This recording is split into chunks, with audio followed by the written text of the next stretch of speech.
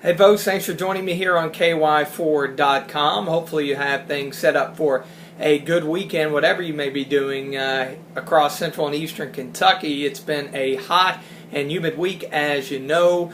Big ridge of high pressure across the eastern part of the country really kicking in. Pretty good heat wave for a good chunk of real estate, not only there in the Ohio Valley, but through the Great Lakes, the Mid-Atlantic, and even here in the Northeast. As of Friday, still in New York City, will be here through the rest of the weekend before heading back to Kentucky. It is another blazing day here in New York City. The last couple of days, actual afternoon highs have been close to the 100-degree mark with heat indices around 104, 105 degrees.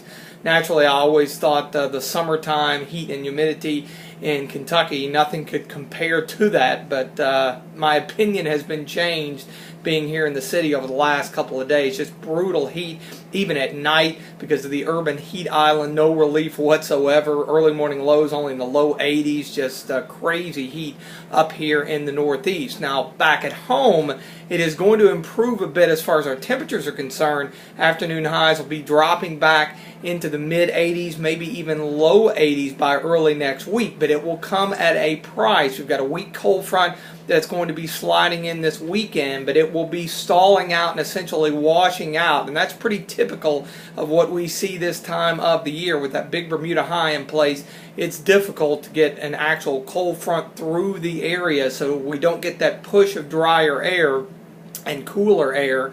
Really, the cooler temperatures will be the result of the fact that we'll see a little bit more in the way of cloud cover around, and we'll have more scattered thunderstorms, typically what we've had the last few days of the work week. I think the coverage may even increase a bit with that boundary around to go along with all the warmth and humidity. So it's going to be kind of a trade-off. We'll finally get a bit of a break from all the heat, but the humidity will stick, and we will have to deal with a few scattered showers and storms. So one of these cases through the course of the weekend. A lot of folks with outdoor activities here in late July. You definitely just need to keep an eye on the weather. These will be fairly slow movers, could produce some very heavy rainfall, a lot of lightning, and we could even have a few isolated severe storms as well. So just kind of keep that in mind as you go through the weekend. This pattern will continue. It's going to be pretty typical of this time of the year, it looks like, into next week. So we'll be dealing with a